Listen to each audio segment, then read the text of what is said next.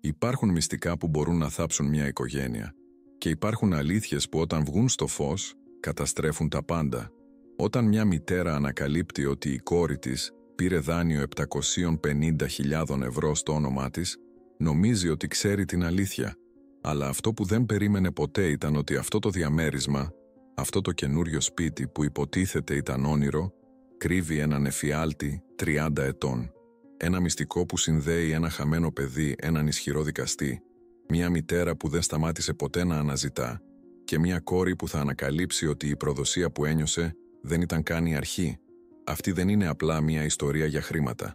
Είναι μια ιστορία για αγάπη που δεν πέθανε ποτέ, για πόνο που κουβαλήθηκε σιωπηλά και για μια μητέρα που χρησιμοποίησε το όνομα της κόρης της όχι για να την προδώσει, αλλά για να βρει το παιδί που της έκλεψαν.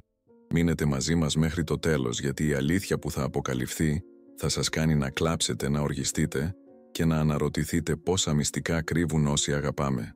Αν θέλετε να ακούσετε περισσότερες ιστορίες που αγγίζουν την καρδιά και αφυπνίζουν τα συναισθήματα, κάντε εγγραφή στο κανάλι, αφήστε ένα like και γράψτε από πού μας παρακολουθείτε στα σχόλια, γιατί η υποστήριξή σας μας βοηθάει να συνεχίσουμε να μοιραζόμαστε ιστορίες που αξίζει να ακουστούν.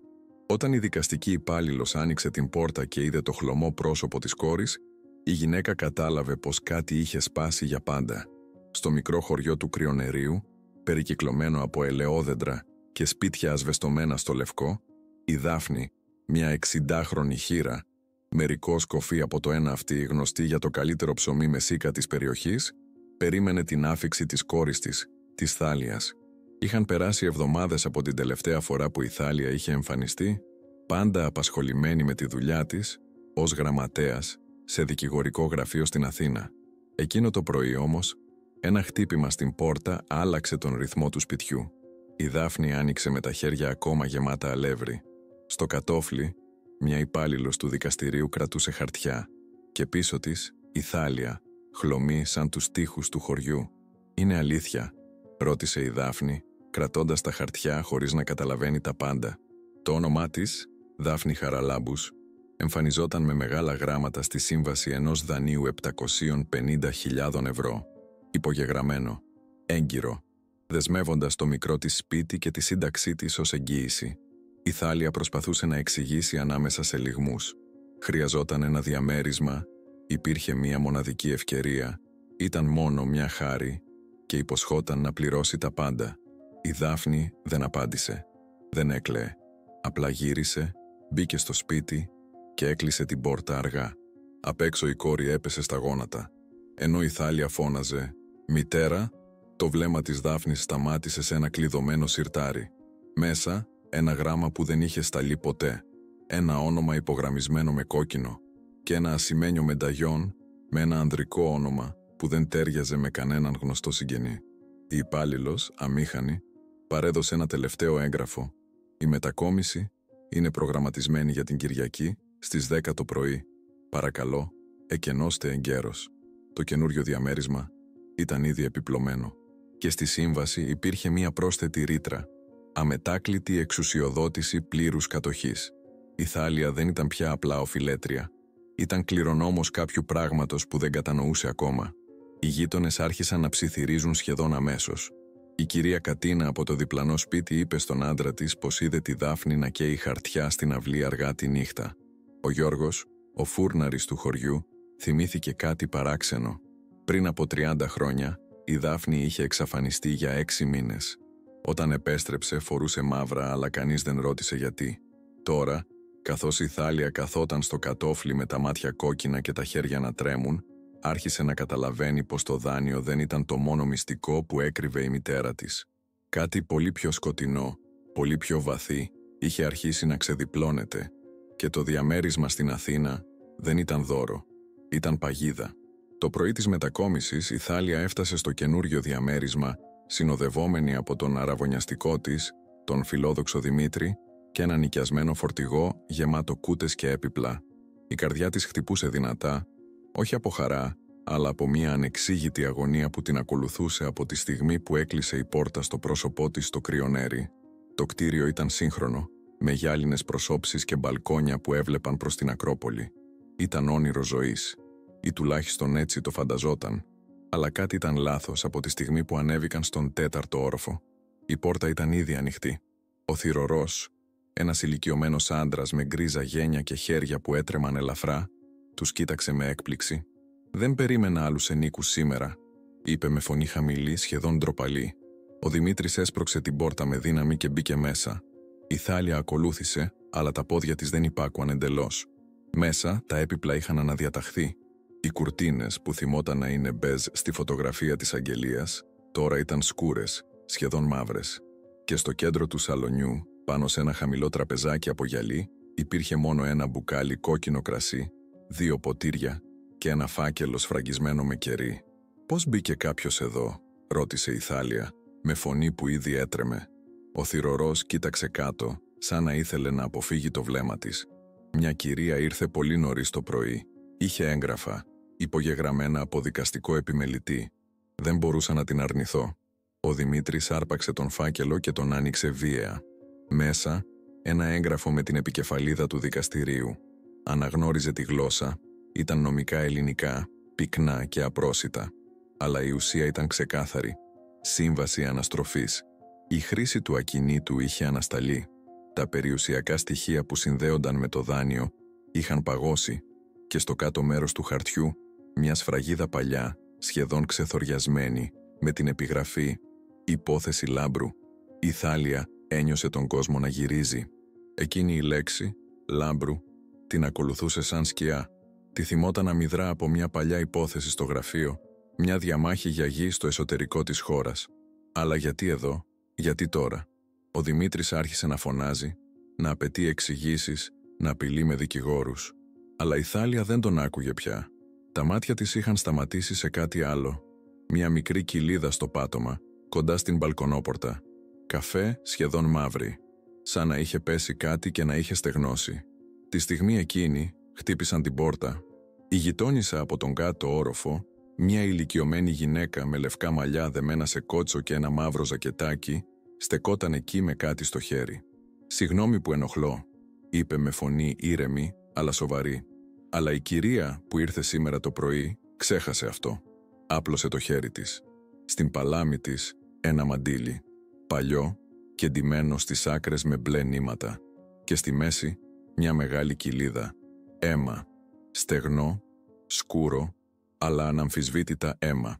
Η Θάλια το πήρε στα χέρια της με τρεμάμενα δάχτυλα. Το μαντίλι μύριζε λεβάντα, το ίδιο άρωμα που χρησιμοποιούσε η μητέρα της εδώ και δεκαετίες. «Ποια ήταν αυτή η γυναίκα?» ρώτησε με φωνή σχεδόν ψιθυριστή. Η γειτόνισσα, η κυρία Ελένη, κούνησε το κεφάλι αργά. Δεν την είδα καλά, φορούσε μαύρα, αλλά την άκουσα να μιλάει στον θύρωρο. Είπε κάτι παράξενο. Σταμάτησε, σαν να δίστασε αν έπρεπε να συνεχίσει. Η Θάλια την κοίταξε με απελπισία. «Τι είπε?» Η Ελένη κατέβασε το βλέμμα. Είπε, «Τώρα θα μάθουν τι έκαναν στο παιδί μου». Ο χρόνος σταμάτησε. Η Θάλια ένιωσε το στομάχι της να σφίγγεται. Ποιο παιδί, ποιος, τι ιστορία ήταν αυτή? Γύρισε προς τον Δημήτρη, αλλά εκείνος ήταν απασχολημένος στο τηλέφωνο, προσπαθώντας να καλέσει το δικηγορικό γραφείο. Η Θάλια έτρεξε στο μπάνιο και έκλεισε την πόρτα πίσω της. Έβαλε το μαντίλι στον νηπτήρα και το κοίταξε σαν να περίμενε να της μιλήσει. Τα κεντήματα στις άκρες ήταν γνώριμα. Τα είχε ξαναδεί, στα χέρια της μητέρας της, χρόνια πριν, όταν ήταν μικρή. Η Δάφνη τα έπλαινε με προσοχή κάθε Κυριακή, τα στέγνωνε στον ήλιο, τα δίπλωνε με σεβασμό. Αλλά αυτό το συγκεκριμένο δεν το είχε ξαναδεί ποτέ. Πήρε το κινητό της και προσπάθησε να καλέσει τη μητέρα της. Κανένα σήμα. Μήνυμα. Δεν διαβάστηκε. Κάλεσε τον φούρναρη, τον Γιώργο. «Η μητέρα μου είναι εκεί», ρώτησε γρήγορα. «Όχι, κόρη μου», απάντησε εκείνος. Έκλεισε το αρτοποιείο και πούλησε το αυτοκίνητο. Λένε πως πήγε στο νοσοκομείο της διπλανής πόλης. Ρωτούσε για πράγματα παλιά. Γεννήσεις λένε. Του 1986, του 1987. Η Θάλια κρέμασε το τηλέφωνο. Οι σκέψεις της έτρεχαν ασταμάτητα. Γεννήσεις. Ποιες γεννήσεις? Δεν είχε αδέλφια? Ή μήπως είχε? Βγήκε από το μπάνιο και κοίταξε ξανά τον φάκελο. Κάτω από τη σφραγίδα, με μικρά γράμματα, ένα όνομα. Λάμπρος Γακέρταν Νικήτας. Και δίπλα, ένας αριθμός λογαριασμού τράπεζας. Παγωμένος. Έκλεισε τα μάτια και ένιωσε το βάρος όλου του κόσμου πάνω της. Τι άλλο της έκρυβε η μητέρα της? Τι χρέος πραγματικό δικαιολογούσε τέτοιο δάνειο? Και το πιο σοβαρό, μήπως η ίδια είχε χρησιμοποιηθεί, χειραγωγηθεί από την αρχή? Η Δάφνη εξαφανίστηκε από το χωριό σαν καπνός. Έκλεισε το αρτοποιείο με μια χειρόγραφη σημείωση καρφωμένη στην πόρτα. Κλειστά μέχρι νεοτέρας. Πούλησε το παλιό της αυτοκίνητο, ένα ξεθοριασμένο Fiat που την είχε υπηρετήσει για 20 χρόνια, σε έναν γείτονα που δεν τόλμησε να ρωτήσει γιατί. Οι κουτσομπόλες του κρυονερίου άναψαν φωτιά. Η κυρία Κατίνα είπε στην ύφη της ότι είδε τη Δάφνη να ανεβαίνει σε λεωφορείο με προορισμό το νοσοκομείο της διπλανής πόλης, με μια τσάντα γεμάτη παλιά έγγραφα. Ο Γιώργος, ο φούρναρης, θυμήθηκε ότι εκείνη του είχε ζητήσει κάποτε να φυλάξει ένα κουτί. «Αν μου συμβεί κάτι», του είχε πει τότε, «δώσε το στην Θάλια. Μόνο σε αυτήν». Αλλά ποτέ δεν εξήγησε τι ήταν μέσα. Και ο Γιώργος ποτέ δεν ρώτησε.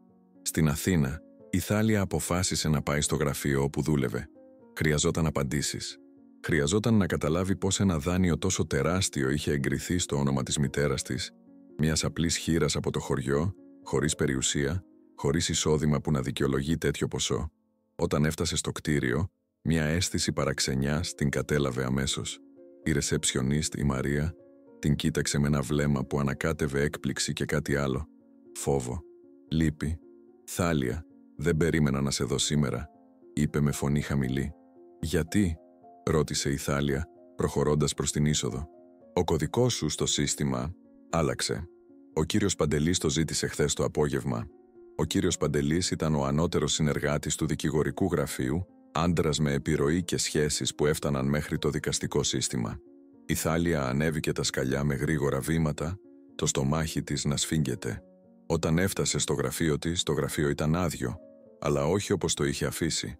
Τα συρτάρια της ήταν ανοιχτά, οι φάκελοι αναδιοργανωμένοι, και στο κέντρο του γραφείου, πάνω στο πληκτρολόγιο του υπολογιστή της, ένα χειρόγραφο σημείωμα, ανώνυμο, με γράμματα μεγάλα, γραμμένα με μαύρο μαρκαδόρο. «Δεν έπρεπε να πειράξεις το όνομα της μητέρας σου. Εκείνος ακόμα την προστατεύει». Τα χέρια της άρχισαν να τρέμουν.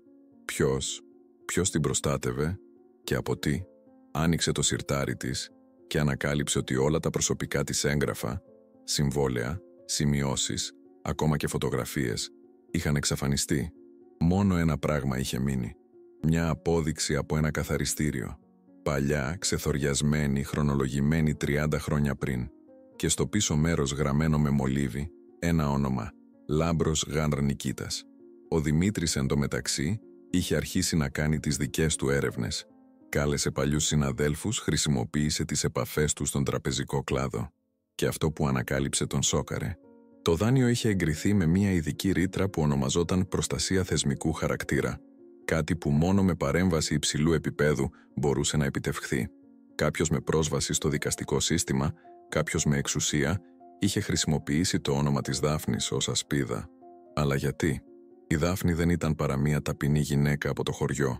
Δεν είχε εξουσία, δεν είχε πλούτο, ή μήπως είχε κάτι άλλο, κάτι που κάποιος ήθελε θαμμένο. Όταν ο Δημήτρης επέστρεψε στο διαμέρισμα, βρήκε τη Θάλια καθισμένη στο πάτωμα, με το μαντίλι ακόμα στα χέρια της.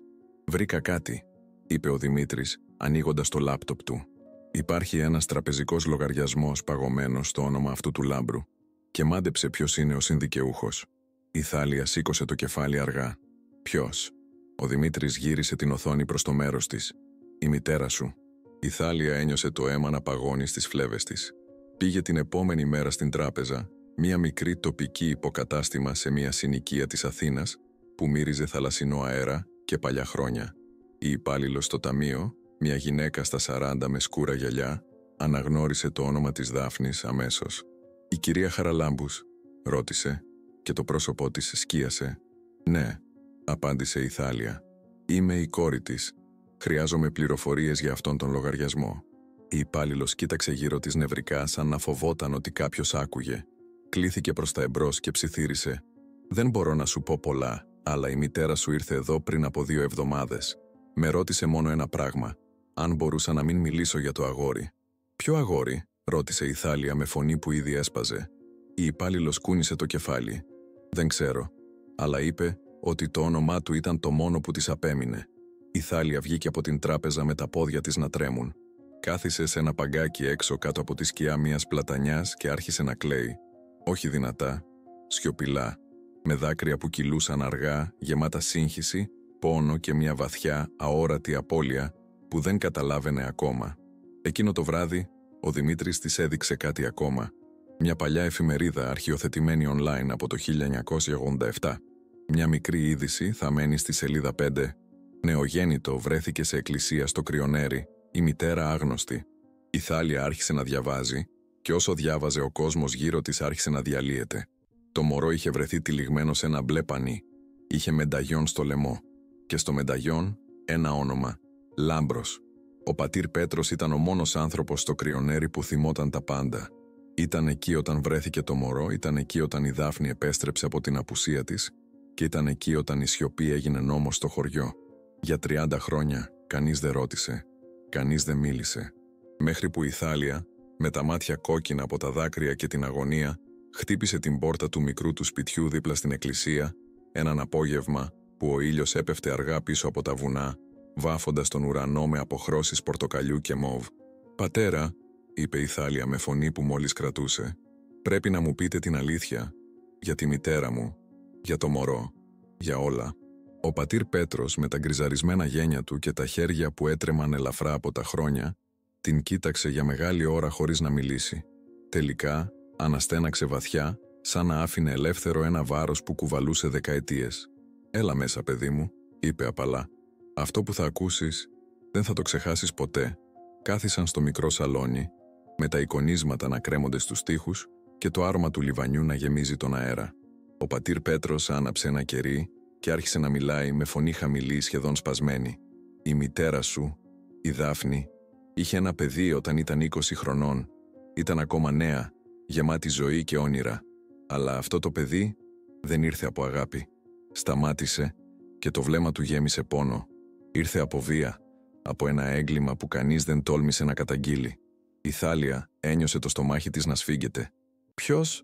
ψιθύρισε. Ο πατήρ Πέτρος κοίταξε κάτω. Ήταν ένας δικαστής, παντρεμένος, ισχυρός, με σχέσεις που έφταναν μέχρι την κυβέρνηση. Ήρθε στο χωριό για μια υπόθεση, διαμάχη για γη και έμεινε για λίγες εβδομάδες. Η Δάφνη δούλευε τότε σε ένα μικρό ξενοδοχείο, καθάριζε δωμάτια. Μια νύχτα, εκείνος την παγίδευσε. Κανείς δεν άκουσε τις φωνές της και ακόμα κι αν άκουγαν, ποιος θα τολμούσε να κατηγορήσει έναν δικαστή? Τα δάκρυα άρχισαν να τρέχουν από τα μάτια της Θάλιας, αλλά ο πατήρ Πέτρος συνέχισε. Όταν η Δάφνη ανακάλυψε ότι ήταν έγκυος, προσπάθησε να το κρατήσει μυστικό. Αλλά στα χωριά τίποτα δεν μένει κρυφό για πολύ. Ο πατέρας της την πέταξε έξω. Η μητέρα της δεν τολμούσε να μιλήσει. Και η Δάφνη πήγε στην Αθήνα, γέννησε μόνη της σε ένα φτωχό μεευτήριο και όταν το μωρό ήρθε στον κόσμο, σταμάτησε και η φωνή του έσπασε. «Της το πήραν, της το πήραν», επανέλαβε η Θάλια, με φωνή που ήδη ήταν κραυγή. Ο πατήρ Πέτρος έγνεψε καταφατικά. Ο δικαστής είχε κανονίσει τα πάντα. Το μωρό δηλώθηκε ως νεκρογέννητο. Η Δάφνη δεν είδε καν το πρόσωπό του. Της είπαν ότι πέθανε, αλλά εκείνη ποτέ δεν το πίστεψε. Γύρισε στο χωριό με σπασμένη καρδιά και για χρόνια έψαξε. Έστελνε γράμματα, ρωτούσε γιατρούς, πήγαινε σε ορφανοτροφία, μέχρι που μια μέρα βρήκε ένα στοιχείο. Ο πατήρ Πέτρος σηκώθηκε αργά και πήγε σε ένα παλιό ντουλάπι. Έβγαλε έναν φάκελο κίτρινο από τα χρόνια. Μέσα, μια φωτογραφία. Ένα μωρό τυλιγμένο σε μπλε πανί. Και στο λαιμό του, ένα μενταγιόν. «Αυτό», είπε ο πατήρ Πέτρος, «βρέθηκε στην εκκλησία εδώ στο Κρυονέρι 6 μήνες αφότου γεννήθηκε. Κάποιος το άφησε εκεί τη νύχτα. Και στο μενταγιόν ήταν χαραγμένο το όνομα. Λάμπρος Νικήτας». Η Θάλια πήρε τη φωτογραφία με χέρια που έτρεμαν τόσο δυνατά που μόλις μπορούσε να την κρατήσει. «Και η μητέρα μου», ήξερε. Ο πατήρ Πέτρος κούνησε το κεφάλι. «Μάθαμε αργότερα ότι το μωρό είχε υιοθετηθεί από μια οικογένεια στην Αθήνα. Μια οικογένεια με επιρροή. Και το όνομα που του δόθηκε ήταν Λάμπρος». Η Δάφνη προσπάθησε να τον βρει για χρόνια. Αλλά κάθε φορά που πλησίαζε, κάποιος την σταματούσε. Κάποιος με εξουσία. Κάποιος που ήθελε το μυστικό θαμμένο. Η Θάλια ένιωσε τον κόσμο να καταραίει γύρω της. Και το δάνειο, το διαμέρισμα. Ο πατήρ Πέτρος έγνεψε αργά. Η Δάφνη χρησιμοποίησε το όνομά σου ως δόλωμα. Ήξερε ότι ο Λάμπρος δούλευε ως δικηγόρος στο ίδιο γραφείο που εσύ δούλευες. Ήξερε ότι αν έκανε κάτι που θα τον έφερνε κοντά, θα τον αναγνώριζε. Ήθελε απλά να δει το πρόσωπό του. Μία φορά, πριν πεθάνει, η Θάλια σηκώθηκε απότομα ανατρέποντας την καρέκλα. «Πού είναι τώρα?» φώναξε. «Πού είναι η μητέρα μου?» Ο πατήρ Πέτρος σήκωσε το χέρι του ήρεμα. «Είναι σε ένα παλιό μοναστήρι, στα βουνά, άρρωστη, με βαθιά βήχα. Η μοναχή εκεί την φροντίζει, αλλά, παιδί μου, πρέπει να ξέρεις κάτι ακόμα». Σταμάτησε και τα μάτια του γέμισαν δάκρυα. Ο Λάμπρος ήρθε, την συνάντησε, αλλά δεν την αναγνώρισε ως μητέρα του. Την απέρριψε και όταν έφυγε, άφησε ένα φάκελο με 750.000 ευρώ, το ακριβές ποσό του δανείου. Αλλά η Δάφνη δεν το άγγιξε. Το χάρισε όλο σε ορφανοτροφείο. Η Θάλια έπεσε στα γόνατα και άρχισε να κλαίει με λυγμούς που της ξέσκιζαν το στήθος. Ο πατήρ Πέτρος έβαλε το χέρι του στον ώμο της. «Πήγαινε σε αυτήν, παιδί μου».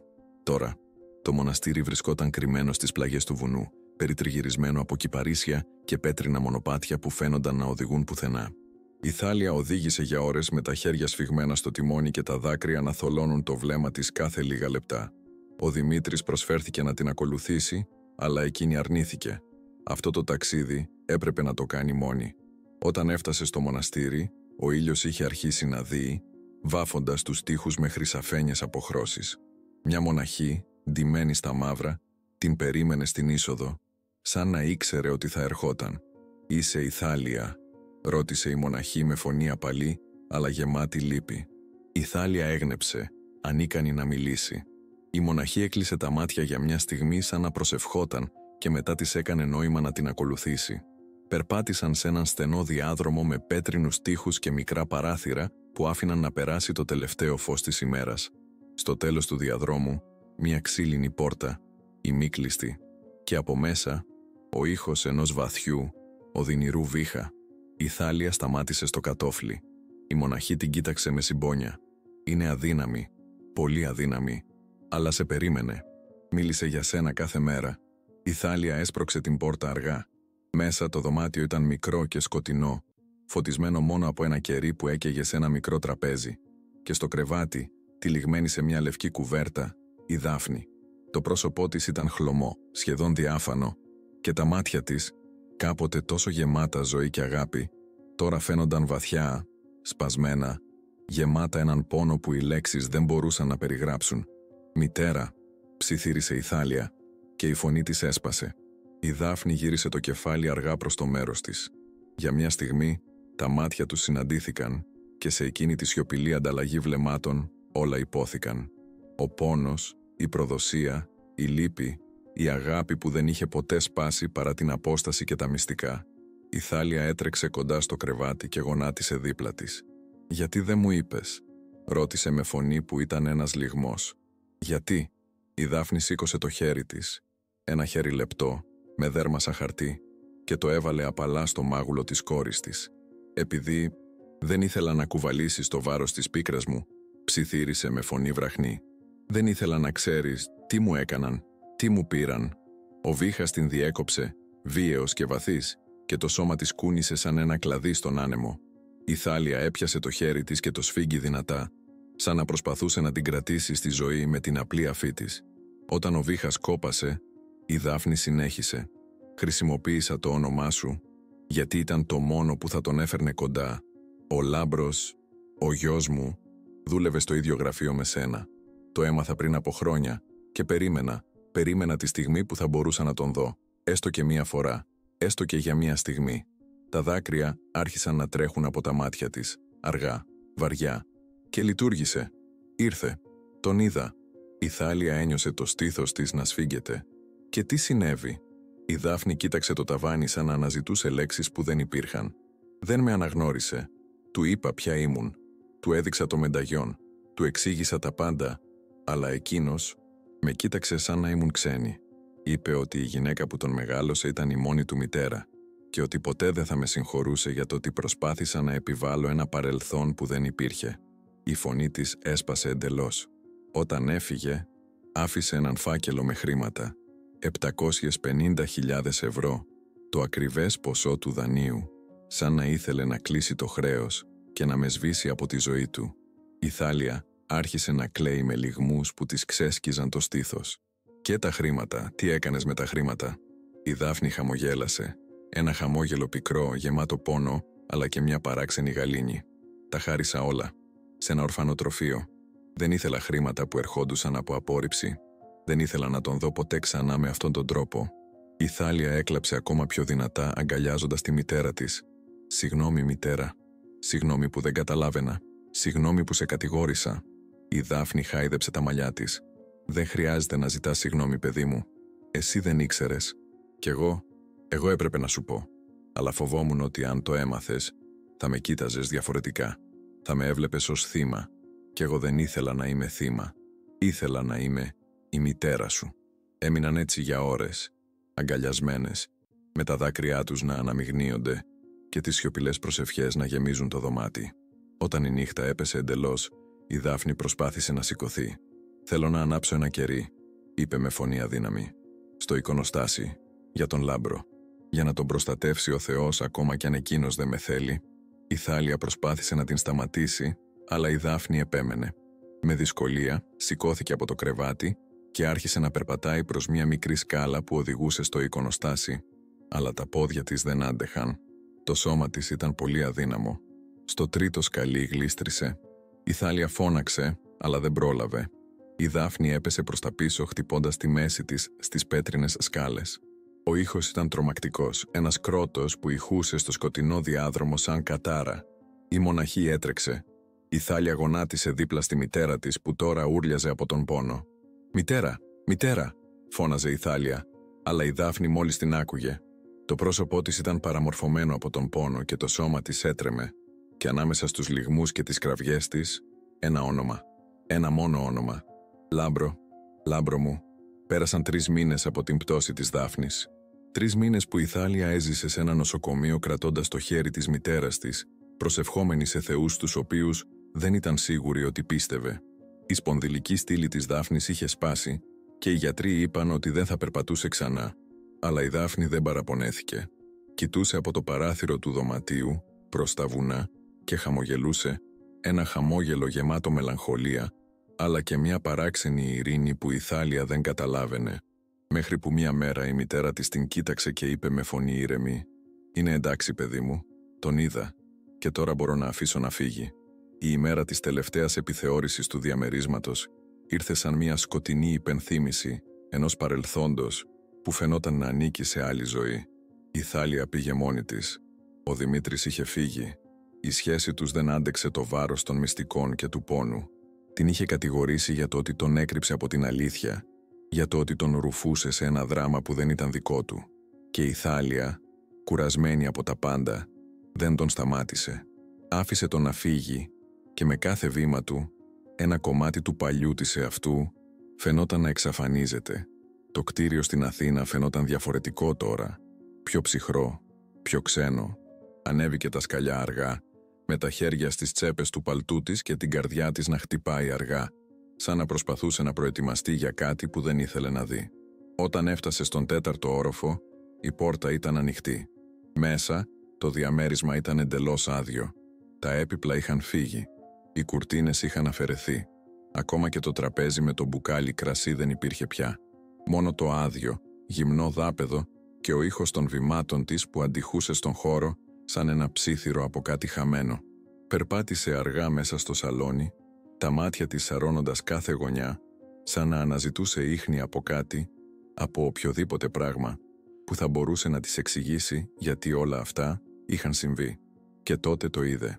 Στο κέντρο του δαπέδου, ακριβώς εκεί που κάποτε στεκόταν το τραπέζι, ένα μενταγιόν, ασημένιο, λαμπερό στο φως που έμπαινε από το παράθυρο. Η Θάλια γονάτισε και το πήρε στα χέρια της. Το άνοιξε με τρεμάμενα δάχτυλα. Μέσα, μια φωτογραφία. Ένα μωρό τυλιγμένο σε μπλε πανί.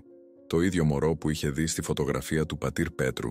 Και δίπλα στη φωτογραφία, ένα χειρόγραφο σημείωμα, γραμμένο με πρόσφατο μελάνι. «Δεν σε συγχώρεσε, αλλά ίσως κάποια μέρα σε ακούσει, όπως εγώ άκουσα τη μητέρα μου». Τα δάκρυα ξεχύθηκαν από τα μάτια της, βίαια και αθόρυβα. Το μενταγιόν έτρεμε στα χέρια της. Κάποιος είχε έρθει εδώ. Κάποιος το είχε αφήσει. Ο Λάμπρος. Ή κάποιος άλλος. Δεν ήξερε.